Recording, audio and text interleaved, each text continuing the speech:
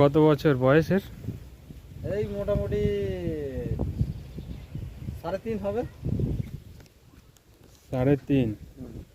না কিছু করে না, দেখলে সিনটা দেখলে মনে হয় যেন ভূতটা মেরে ফেলবে একেবারে। কিছু করে না। কিন্তু ঠান্ডা, ছেলেরা ঘরে। কিন্তু ঠান্ডা। হ্যাঁ, আর তুমি তো দেখছো হাত দিয়ে। একদম যদি গুঁতোতো তাহলে অন্য লোক হলে তো গুঁতোতে যেত। তা দিশি একদম না? হ্যাঁ দিছি, হ্যাঁ দিছি। খালি যায় ভাই, খাই সিনটা দেখে মানুষের। ওইটা হচ্ছে জার্সি গরু, হাইজে যেটা শুয়ে আছে ওইটা হচ্ছে জার্সি। এইটা জার্সি করে এইটা গাইটা। ওটা গাইটা জার্সি গরু। আর এটা দিছি। এইটাই বিক্রি করো নাকি? দাদা তার গরুর পিছনে এদিক ওদিক পালাচ্ছে, পরিষ্কার কথা ছেড়ে দিলে শালা এই ভিটাতে শালা কুই দিয়ে যেতে হয়। এই মা তোর মোট থেকে তাইড়ে নিয়ে আইছি। এই এসে চান টান করে ঢুকছি ঘরে, এবার খাওয়া দাওয়া করবো। এখানে বেঁধে রাখলে অসুবিধা আছে। বেঁধে যে খাওয়াবো শালা বাঁধলে এই শালা গাই গরু গেলি শালা চেঁচাচ্চার শালা ঘরে খেতে চাইছে না। গাই গরু দেখলি এই শালাদের শব্দ এইটাই।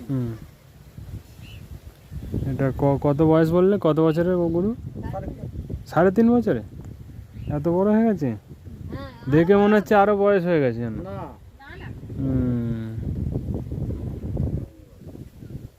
আর গরু আছে নাকি? আর গাভী গরু কি সব বিক্রি করবে নাকি? না গাই তো নেই। ওই বাচ্চাগুলো কি হেলেই? না না ওইটা বগনা, এইটা বগনা, ওইটা বাচ্চা। তিনটেই বগনা? এতগুলো গরু রাখো? আরো গরু ছিল রে দাদা, নষ্ট সব হয়ে গেছে। রাখার জায়গা আছে তো? এক জায়গা তো আছে, এই তো খড় রাখা আছে, হাই দিচ্ছে ভেতরে যে গাদা হচ্ছে। আর যদি এদের বাচ্চা হলে তো আরো বেড়ে যাবে তখন। রাখার জায়গা সব জায়গার অসুবিধা নেই। এই তো এইগুলোই তো দুয়াশারে বাছু, তাও মাইনে। এমনি কি কাজ করো? এমনি কাজ আজ এমনি চাষবাস নিয়ে পড়ে থাকা হয়, আর এমনি লাইট মাইক ইনভেন আছে এইসব নিয়ে কাজ করা। আচ্ছা আচ্ছা।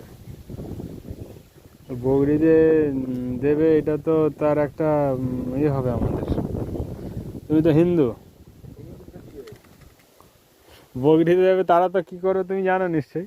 হ্যাঁ সে তো বটে। হাই দেখো, তুমি তোমার ধর্ম মানো, আমি আমার ধর্ম মানি, পরিষ্কার কথা। তুমি নিয়ে যে তোমাদের জবাই হবে, এটা নিয়ে আমাদের কোনো অসুবিধা নেই। কোনো অসুবিধা নেই। না আসলে আমাদের যে পাঁটা এসব বলি হয়, আমাদের তো কোপ হয়, পরিষ্কার কথা। তোমরা তো এটাও তো জানো।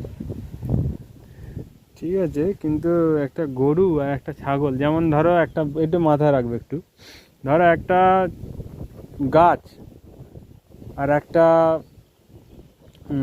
একটা ছাগল এক হবে কি? দুটো? কিংবা একটা ছাগল একটা মানুষ হবে একটা? তাহলে নিশ্চয়ই তো কিছু এদের ভাগ আছে। আবার একটা পিঁমড়ে, একটা ছাগল, আবার একটা গরু, তিনটের মধ্যে তফাৎ আছে তো।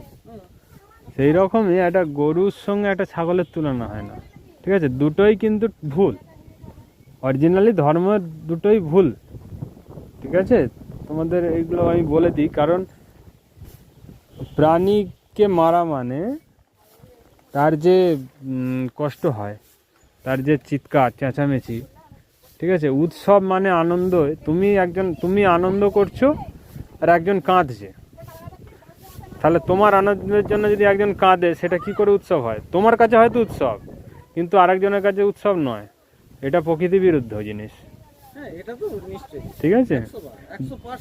দেখবে যখন ছাগল কাটছে তখন ঢং ঢং করে জোরে জোরে বাজাচ্ছে, বাজনা বাজাচ্ছে, কারণ ওরা আওয়াজটাকে দমিয়ে দেওয়ার জন্য, যাতে না মানুষ শুনতে পায়, মানুষের মধ্যে সেই ইমোশনটা আসে, ঠিক আছে? আমাদের মূল, যদি সনাতন ধর্মের গ্রন্থের নাম জানো, আমাদের কিছু ধর্ম বিষয় জানো, কিছু আইডিয়া আছে? জানা নেই, কারণ বেশিরভাগই জানে না। আমরা আজকে আমাদের হিন্দু ধর্মে যেটা বলছি না, আমাদের মূল যে ধর্ম, সেখানে আমরা কিছু জানি না। আমাদের ধর্মগ্রন্থের নাম বেদ, ঠিক আছে? বেদে পশু হত্যা নিষেধ, এবং যে গরুকে হত্যা করবে তাকেও শাস্তির নির্দেশ দেওয়া আছে। কারণ কি? গরুর ঋষি পরম্পরায় ঋষিরা গরু পালন করতো আশ্রমে, কারণ তার দুধ, গরুর গোমূত্র, গোবর, প্রতিটা জিনিস অমূল্য। বৈদিক কাল থেকে এটা চলে আসছে, কিন্তু তখন গোদান হতো ঋষি পরম্পরায়, একজনের মানে কার কত গরু আছে তার উপর তার সম্পদ, তার অর্থ নির্ভর করতো, বুঝতে পারছো? গরুকে বিশাল বড় গো মাতা বলা হয় না, হুম। গাবো বিশ্বাসে মাতারা, গরুকে ভগবতী মাতা আমাদের এমনি কি বলা হয়। মা মানে এখানে একটা সম্মান দেওয়া হয়েছে তাকে, ঠিক আছে? যেমন বাড়িতে যদি সাধু আসে বলে সাধু বাবা, তাই তো, কিন্তু সে অরিজিনাল বাবা নয়, কিন্তু বাবার একটা যে একটা বাবাকে আমরা যে বাবা বলি, সেরকম এটা গরু যেভাবে পালন করে মানুষকে, একটা বাচ্চা যদি মারা যায় ছোট অবস্থায়, তার কিন্তু এই গরুর দুধ খেয়ে সে বেঁচে থাকতে পারে, ঠিক আছে? এর গোবর গোমূত্রকে জমিতে চাষ করলে আমরা ফসল তৈরি করতে পারি, তাই তো? তাই হয়। তাহলে সেইটা খেয়ে আমরা বেঁচে আছি। বাবা কাকাদের আমলে সব এইগুলো সব করতো। তাহলে আমরা এবার ভেবে দেখো, একটা গরুকে যখনই আমি মেরে ফেললাম, সেটা কয়েকদিনের জন্য আমি সেই মাংসটা হয়তো খেলাম, কতজন খেলো? 100 জন 200 জন। কিন্তু একটা গরু যদি সারা জীবন আয়ু থাকে, তার গোবর গোমূত্র দুধ যদি কাজে লাগানো যায়, কত হাজার হাজার মানুষের খাদ্য হবে জানো?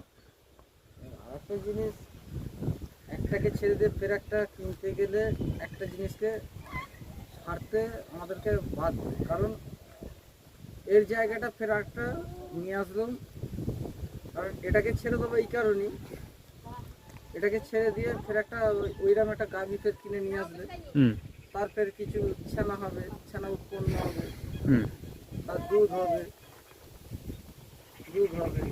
এই জাতীয় জিনিস। মানে তুমি তো আমরা কি করছি, আমরা তাহলে যখনই ধরো বয়স হয়ে যাচ্ছে, আমি পাল্টাপাল্টি করে নিচ্ছি, সেটাকে বিক্রি করে দিয়ে আবার একটা নতুন কিনছি। নতুন একটা হিসেব মতন তুমি এটা কি করছো? তুমি যেমন তোমার মায়েরও বয়স হয়, তখন মাকেও যদি আমরা বিক্রি করে বলি নতুন একটা মা যার শক্তি বেশি আছে তাকে নিয়ে আসি না, সেও তো আমাকে ভালো পরিশ্রম দেবে, আর সেই বেলাটা আমি মা বলছি না তাহলে, কিন্তু সেই জায়গাটা যদি করি আমরা সেরকম, তাহলে আর এটাকে না যদি এগুলো ভাবতে হবে আমাদের, আমরা এগুলো ভাবিনি। তুমি হয়তো কোনোদিন ভেবেছো এই যে আমি বললাম কথাগুলো, এতটা বিষয়গুলো নিয়ে কোনোদিন মাথায় এসছে?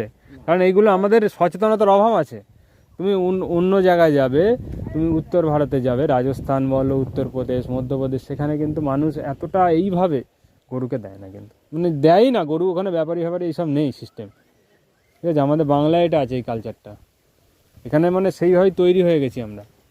কিন্তু তুমি যে লাস্টের তো এটা যে করছো, এটাই তো ভুল হচ্ছে। তুমি সব ঠিক আছে, সব সেবা করলে, তুমি পুণ্য পেলে, কিন্তু যখনই তুমি এটাকে দিলে ওদের হাতে জেনে শুনে, তাহলেই তুমি তোমার যা পুণ্য করেছো তুমি এদের সেবা করে, সেটা তোমার নেগেটিভে চলে গেল বিশেষ খাতায়, ঠিক আছে? আমাদের দেখো, আমরা যতই অর্থ আর নিয়ে করি না, অর্থ আমাদের প্রয়োজন, কিন্তু অর্থটা আমার সাথে কিছু যায় না, কেউই যাবে, ঠিক আছে? আমাদের ধর্ম এবং কর্মটা আমাদের সাথে যায়, ঠিক আছে? তুমি যেই গোসেবা করছো, তোমার কর্মটা ভালো যুক্ত হচ্ছে। তুমি আমাদের শাস্ত্র অনুসারে আমরা বারবার জন্মগ্রহণ করতে থাকি, মানে তুমি ভাবছো আজকে মানুষ আছি, কিন্তু তুমিও কোনোদিন হয়তো কুকুর ছাগল ছিলে। জীবাত্মা এই শরীরে, এক শরীর থেকে আরেক শরীরে যায়, গীতায় বলা আছে না? তো এবার আজকে আমি মানুষ হয়েছি পূর্বজন্মের কোনো পুণ্যের জন্য, তো আমি যদি এই জন্মে কিছু আরও মানে খারাপের কাজ করে ফেলি, তাহলে কিন্তু আমার আবার কিন্তু এই ভোগজনিতে যেতে হতে পারে, ঠিক আছে? তো আমাদের উদ্দেশ্য মুক্তি লাভ, জীবনের সবচেয়ে বড় উদ্দেশ্য। তো আমরা যদি পিছিয়ে যাই আবার, তাহলে আমাদের আরও সময় যাবে, ঠিক আছে? তাই জন্যই এটা মাথায় রাখবে যে যতটা পারবে এদেরকে ওই জায়গা থেকে বেরিয়ে আসার, ওইটা না করে কি করা যায় সেই প্ল্যান কিছু আমার আছে।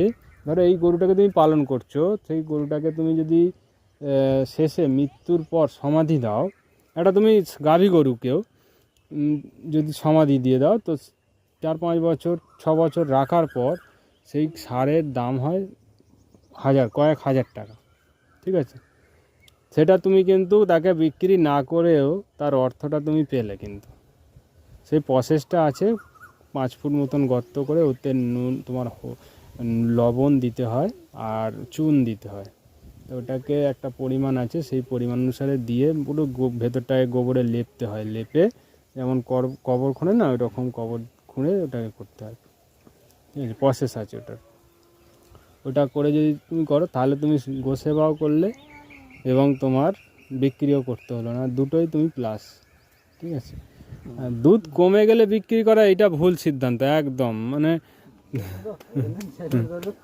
আমরা খাওয়া হয়েছে, চলুন মিলে খেয়ে নেবেন বাড়িতে। না না, আমি খেয়েই এসেছি, আমি একটু বোঝাই বিষয়গুলো, তবু চেষ্টা করবে। এইটা ধরো তুমি যেই দামে বলছো না, দামটা কোনো ফ্যাক্টর নয়, তোমার মাথায় রাখবে যে আমি যদি কোনো সময় তুমি যদি সুযোগ পাও, ছোট বাছুর তুমি বলেন ভাবছো যে রাখতে পারবো না আমি, এঁড়ে গরু আর রাখার আমার ব্যবস্থা নেই, তো তুমি তখন আমার সঙ্গে করো যে আমি তাহলে এটাকে গোশালায় ব্যবস্থা করে দিই, গোশালায় চলে যাবে, ঠিক আছে। কিন্তু এমন এমন লোককে দেবো, সে রাখবে, তার গোবর গোমূত্রটা পাবে। একটা গরুর গোবর গোমূত্রের কাজ আছে জানো তো, সেটা যদি চাষ করা যায় সেটা বিশাল উপকার হবে। তারপর গোবরেরও ঘুঁটে বলো, এটা বলো ওটা বলো, আমরা সেটাও কাজে লাগে। আমরা কত খরচা করি জমিতে এখন, রাসায়নিক বিষ টিষ দিয়ে, তো একটা গরুর গোমূত্র গাছে স্প্রে করা যায়, আমরা জানি না কিন্তু। না, ও তো ঠিক আছে। বৈজ্ঞানিক পদ্ধতিতে করে দিচ্ছে, আমরা সেটা করছি। হ্যাঁ, কিন্তু আমাদের প্রাকৃতিক যে চাষ সেটা কিন্তু এদের মাধ্যমেই হবে, তাতে মাটিও ভালো থাকবে, মানুষের উপকার, যে খাবে ফসলটা। তাহলে শুধু দুধের ভরসা নয়, আমাদের চিন্তা ভাবনা গোবর গোমূত্র এটাকে কাজে লাগানো। তাহলে আমাদের যে জাঙ্গিপাড়া হাই স্কুল মাঠ ওখানে, হুম হুম, তাই তো? হ্যাঁ।